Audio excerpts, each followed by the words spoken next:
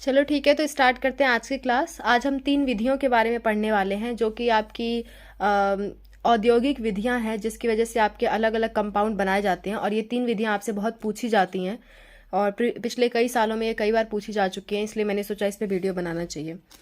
तो आज हम पढ़ने वाले हैं सबसे पहले हैबर विधि के बारे में। ठीक है, हैबर विधि के बारे में, उसके बाद हम पढ़ेंगे डेकन विधि और तीसरी विधि हम पढ़ेंगे ओस्टवाल विधि। ठीक है, ये 3 विधियों के बारे में हम पढ़ेंगे। छोटा सा लेक्चर होगा, थोड़ा सा देख के आप अपना अच्छा मार्क्स स्कोर कर सकते हो इसमें। हैबर विधि, पहली बात तो आपको ये पता होना चाहिए कि हैबर विधि किस चीज़ के निर्माण के लिए है। ये है अमोनिया के निर्माण के लिए। अमोनिया होता है आपका NH3। ठीक है, अमोनिया के निर्माण के लिए कौन सी विधि का उपयोग किया जाता है? हैबर विधि। और कैसे निर्माण के लिए? औद्योगिक निर्माण के लिए। प्रयोगशाला विधि नहीं है ये, औद्योगिक विधि है। औद्योगिक मतलब कि अगर बहुत ज़्यादा मात्रा में अमोनिया बनाना है तो आप किस विधि का उपयोग करोगे? तो आप हैबर विधि का उपयोग करोगे। ठीक है, बहुत साधारण सी विधि है। इसमें क्या है, NH3 बनाना है तो N2 ले लो और H2 ले लो। ठीक है, N अकेला तो मिलता नहीं है, इसलिए N2 लिया गया है, H2 लिया गया है। ठीक है, और यहाँ पे N2 और H2 जब आप लिखोगे तो 2NH3 बन गया। बस बैलेंस करने के लिए 2 का नंबर यहाँ पे दे रखा है। ठीक है, बैलेंस करने के लिए हमने यहाँ पे 2 लगा दिया है। और ये गैस है, इसीलिए इसको एरो से, ऐसा एरो तब दिखाया जाता है जब किसी गैस को हमें दिखाना हो। तो अमोनिया गैस बनती है, इसलिए हमने ये एरो लगा के दिखा दिया। ठीक है, इसके लिए हमें कम तापमान की ज़रूरत होती है और अधिक दाब की ज़रूरत होता है। ऐसा देखने में ऐसा लगता है कि कम तापमान की ज़रूरत है और अधिक दाब की ज़रूरत है। ठीक है, कम तापमान क्यों कहते हैं? क्योंकि इसमें क्या होता है, एनर्जी बाहर निकलती है, बहुत ज़्यादा मात्रा में एनर्जी बाहर निकलती है। लेकिन अगर हम इसे फैक्ट्री वगैरह में बना रहे, इंडस्ट्री में बना रहे हैं, तो हम ये वाली जो प्रोसेस होती है कम तापमान और अधिक दाब वाली, ये प्रोसेस बहुत ही धीमी होती है, बहुत धीमी होती है। तो हम क्या करते हैं, उसमें उत्प्रेरक डाल देते हैं और उसका तापमान बढ़ा देते हैं ताकि प्रक्रिया तेजी से हो जाए।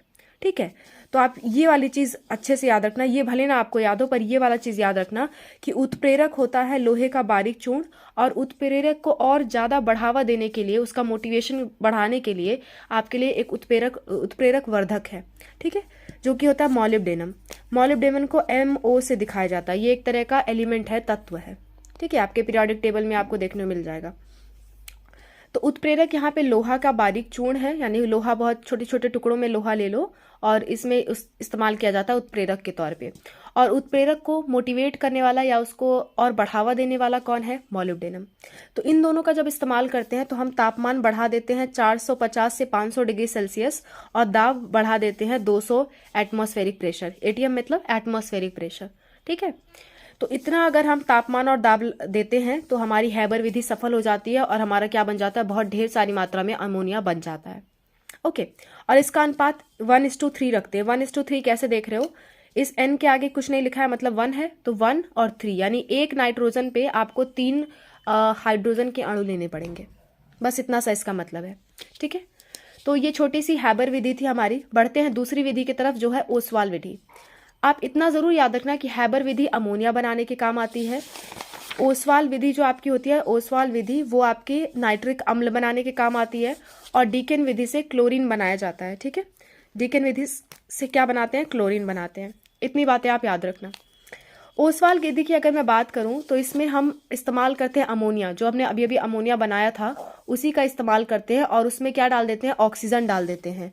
इसमें उत्प्रेरक है आपका प्लैटिनम। ठीक है, उत्प्रेरक कौन है? प्लैटिनम। PT से उसको दर्शाया जाता है। इसके प्रेजेंस में पहले तो NO बनेगा, फिर वापस से इसको ऑक्सीजन से रिएक्ट कराओगे तो NO2 बनेगा, फिर इसको पानी में डाल दोगे तो आपका क्या बनेगा? अमोनिया बनेगा। ठीक है, पहले नाइट्रिक अम्ल बनेगा। पहले अमोनिया को ऑक्सीजन से रिएक्ट कराओगे तो क्या बनेगा? NO। फिर NO को फिर से ऑक्सीजन से रिएक्ट कराओगे तो बनेगा NO2। NO2 में जब पानी में डाल दोगे NO2 को तो उससे क्या मिल जाएगा आपको? नाइट्रिक अम्ल मिल जाएगा। और यही हमारी रिएक्शन सफल हो जाएगी। ठीक है, नाइट्रिक अम्ल मिल जाएगा। और यही विधि, इसी विधि को कहते हैं ओसवाल विधि। और ये भी आपकी औद्योगिक विधि है, यानी कि अगर नाइट्रिक अम्ल बहुत ज़्यादा मात्रा में बनाना है तो आप किस विधि का इस्तेमाल करोगे? ओसवाल विधि। ठीक है, ओस्टवाल विधि। तापमान इसमें आपको थोड़ा सा और ज़्यादा रखना है, 650 से 850, और उत्प्रेरक है यहाँ पे प्लैटिनम। ओके, बढ़ते हैं लास्ट विधि की तरफ, जो कि है आपकी डीकेन विधि। डीकेन विधि में हम क्या करते हैं? क्लोरीन का निर्माण करते हैं। हम HCl को ऑक्सीजन के साथ रिएक्ट कराते हैं। उत्प्रेरक है आपका CuCl2। ठीक है, क्यूप्रस क्लोराइड इसको कहा जाता है, CuCl2 को। और इसके प्रेजेंस में आपका क्या बनता है, क्लोरीन बन करके बाहर निकल जाता है, और ये भी गैस है तो इसको एरो से ऐसे ऊपर की तरफ दिखा दोगे। और इसके लिए तापमान आपको चाहिए होता है 450 डिग्री सेल्सियस। ठीक है, तो ये आपकी 3 विधियां थी। 5 मिनट में ही हमने ये तीनों विधियां ख़त्म कर ली हैं। आई होप आपके लिए ये लेक्चर यूज़फुल होगा, आपके एग्ज़ाम में काम आएगा। ठीक है, तो आप इसको अच्छे से तैयार कर लो। छोटी छोटी सी विधियां हैं, हम इसे तैयार कर लेंगे। ठीक है, and all the best for your examination. I hope आपका एग्ज़ाम अच्छा जाए। ठीक है, चलो मिलते हैं नेक्स्ट क्लास में।